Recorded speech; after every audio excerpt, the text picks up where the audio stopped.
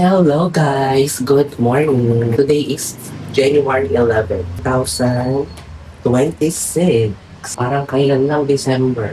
Tapos ngayon, January. Tapos, tapos pagmulat mo ng iyong mga mata, sa susunod na araw, December na ulit. Pakulo ako ng tubig and then mag-coffee ako. Pero hindi ko lagyan ng Milo this time. Lagyan ko ng, um, monk fruit na natural sugar. Hindi pa ako nakabili ng trash can. Narinig niyo ba ako o naririnig niyo siya? Itong coffee ko decaf. Yun lang ka na.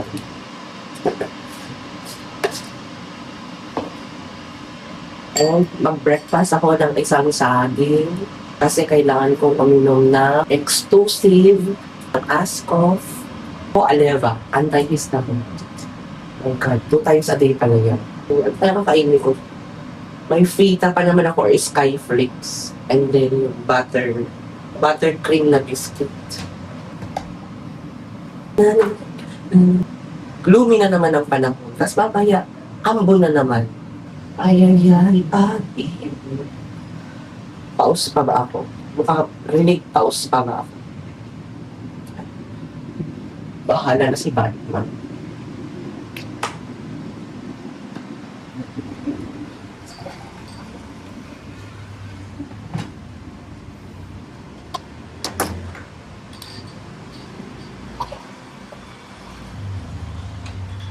Ganyan ako mag-coffee.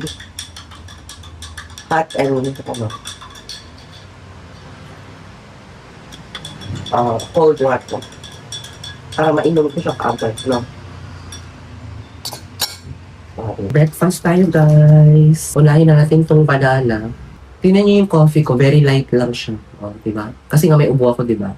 Ayoko ng matapang. Which is, decaf naman ito, ha. Tsaka may, low carb na monk fruit sugar. Iba na ang saging ngayon. Iba ang panlasa ko sa saging. Lasang cabinet. Saan kaya tinanim tong mga saging na to, no? Iba ang lasa, eh. Nakapaglinis na ako ng floor. Linis ko tong lagayan ko ng mga condiments at saka ng mga appliances. Gusto ko nang ikabit yung aircon. Pero parang ang hirap tanggalin ng Volcasil na nandun sa gilid ng takip ng aircon. Ay. Parang ang hirap tanggalin doon. Kita niyo yung mga black sa gilid. Parang hirap. Nakapwesto na kayo upuan ko dyan, no, para maikabit ko na yung aircon. Tapos, fita. Last fita ko na ito. Kasi kagabi kinain ko yung dalawa. And then butter coconut. Favorite ko din itong butter coconut. Sarap niya. Minsan nawawala yung pang-amoy at pang-lasa ko, pero minsan meron. Sisimba ako mamayang hapon sa Santa Rosa de Lima dito sa simbahan ng Bagong Ilog Pasig. Nakasalubong ko pala yung ka-roommate ko dati, si Ate Jonah. Hey, Ate Jonah, kung nakapanood mo to. Nakakamiss yung mga luto-luto namin dun sa bed space ni Ate Julie. Nakakatuwa. Ang sarap kaya tumira sa bed space, yung marami kayong kasama. Tapos, katulad yung dati dito yung bed space kay Ate V, kasama ko si Wena, sila Carmen. Ang dami namin, grabe. Sila Ate Marge, Ate Donna, Gina. Wala si Gina, meron siyang anak eh. Busy na sa life. Pati si Carmen, may baby siya. Narinig ko kanina kay Pastor Ed Lapis, hanggat may pagkakataon ka daw na tumawa or maging masaya, gawin mo. Kasi lilipas din yan. Parang kapag malungkot ka din, i-feel mo lang din na malungkot ka. Kasi lilipas din yan. Pati ang problema mo. Minsan napapakinggan ko yung mga father, Catholic father homily, mga born again Christian sermon. Tawag ka sa kanila sermon eh. Guys, tanggalin na natin itong cover ng aircon kasi kakabit ko na yung aircon. Ayan. Punong ko muna itong bed. Paalik ako. Ay, yawa. Uy. Ay, yawa. Hindi pa kailangan. Paano makikita niyo pa ba ako, Charlie? Kita niyo pa na ako. Ay,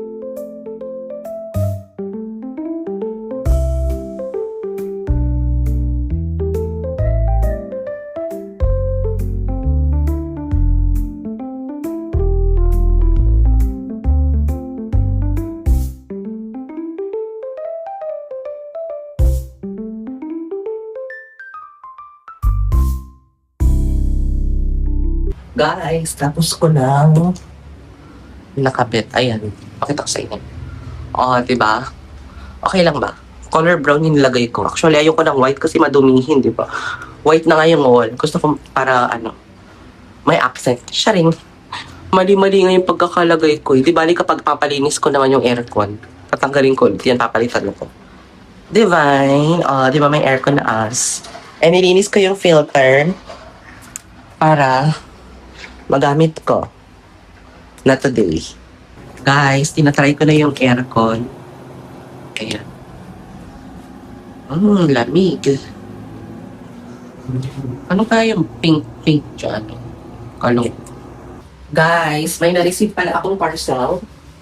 Ito yung water rack. Yung symbol natin. Sana black yung in-order. Akala ko naka-assemble na siya. No need to na. Palo kami.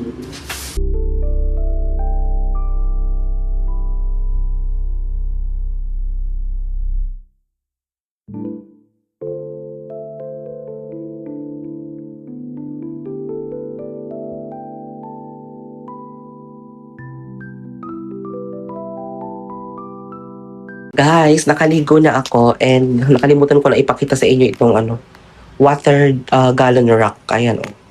Diba, bongga? Meron na tayong lagayan ng galon. And, para, ba yan? Hindi na kunin ng space ng galon itong lababo. So, ayan, maluwag na yung lababo ko dito. And nag-prepare pala ako ng shirataki rice. Bili na lang ako ng ulam sa labas, guys. Hindi na ako magluto. Hindi pa naman ako nagluto ng ulam dito. Pag mula nung lumipat ako. Diba? And gloomy na naman ang panahon. Nakakaloka. Gloomy ang panahon. May nagtitinda ng buko dito. Hindi ko pa na-try yan. Ayun yung bukuhan, guys. Oh. Try natin yan sa susunod na mga kabanata. Charing. And, patuin ko lang itong buhok ko bago ako lumabas. Bumili ng ulam. Guys, kain na tayo ng lunch. Late lunch. Magwa 1:30 PM na.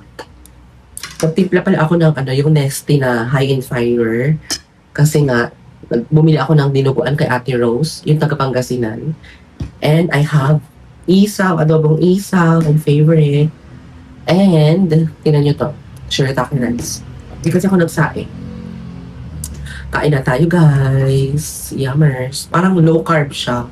Pero hindi ko alam kung ano yung mga nilagay dyan na sangkap. Pero ito, isaw, low carb naman siya.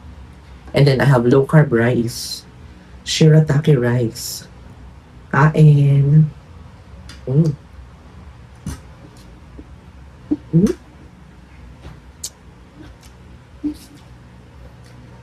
Namiss ko yung ganitong luto ng isaw ng manok. Magaling talaga magluto yung si Ate Rose doon.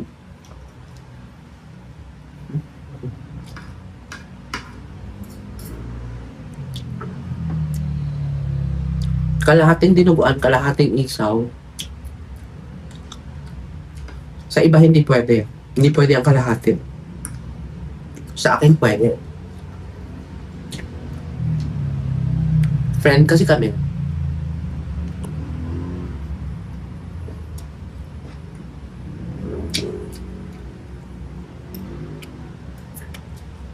And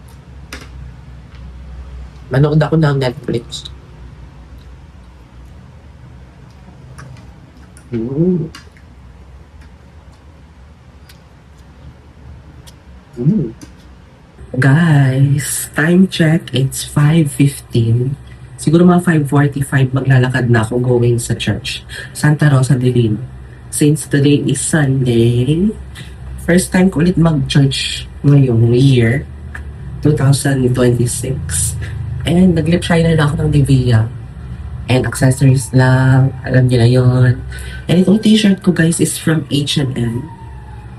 Ganito yung mga gusto kong t-shirt. Comfy lang. Tapos itong is checkered skirt. And flat shoes ako ito. Nabili ko lang to sa TikTok shop. Kung gusto niyo ng ganito, nasa TikTok shop ko. Diba?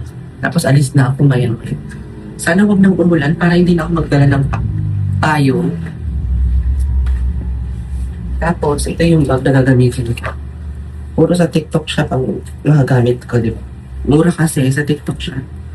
Pangharapan. At least kapag nasira or nawala, hindi ka manghihinayang. Pwede kang bumalik ulit. Pausang lola mo, kaloka.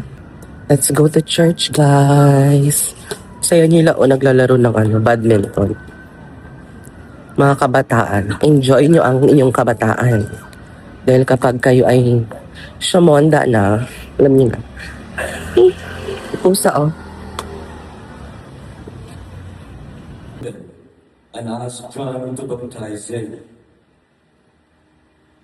It reminds us precisely that God is close to us.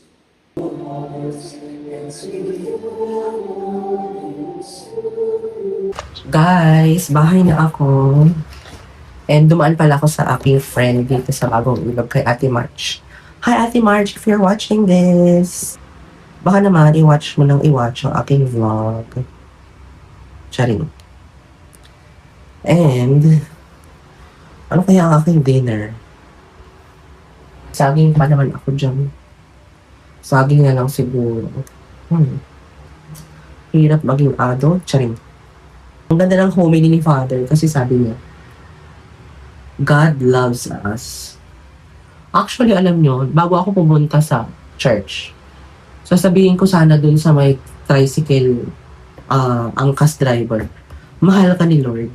Tapos nung na-realize ko, pagpasok ko sa church, ang homily ni Father is, God love us. God beloved. Beloved by God. Diba? Parang alam mo yun, minsan kinakausap tayo talaga ni Lord. Kaya sana pinag-pray ko na gumaling na ang aking ubo-sipon at saka hilo at saka medyo lagnat para kapag trabaho na tayo ng maayos. And, yung electric fan ko, napaka-weird. Dito siya nakaano, pero pati yung kortina humahangin. Kaloka mi. Guys, mag-dinner na tayo. And pumunta ako ng Jollibee Rotonda. Kasi nung nag-order ako, ang mahal ng delivery fee, guys. So, ang ginawa ko, pumunta na ako ng Rotonda. Nakasave ako ng 31 pesos. For 31 pesos. Ayun. Order ako ng Yum Burger. Ay, nag-order ako ng one-piece chicken. Buti na lang may Thai parts sila. Yummers. So excited. And of course, hindi mawawala ang ating Jollibee spaghetti. My favorite Jollibee. I think this is the last time that I will eat fast food kasi bukas, magluluto namin. Diba? Kaya kung napansin nyo, kumakain ako sa fast food kasi hindi pa ako makapagluto kasi hindi pa kompleto ang aking pangluto. Pero bukas, for sure, I can cook my home food. Kain tayo. Looks so yummy. Yummy hotdog to me. It is spaghetti. Naka-front camera ako. Alam mo, sana ang Jollibee, mag-upgrade sila, no? Magbigay sila ng maraming gravy. Kasi doon nga sila binabalik-balikan nila sa gravy nila yun. Dapat lakihan nila yung serving. Kasi sa Amerika, ang laki kaya ng serving ng gravy nila. Napansin nyo ba? Try nyo manood ng YouTube content creator na nagmumukbang sa Jollibee USA. Dahil ang laki ng gravy nila. First bite. Pinapanood ko pala yung pinapatapos ko yung Mayfield Witches sa Netflix. Episode 7 na ako. Hindi ko alam kung yun yung huli. Baka may episode 2. O season 2.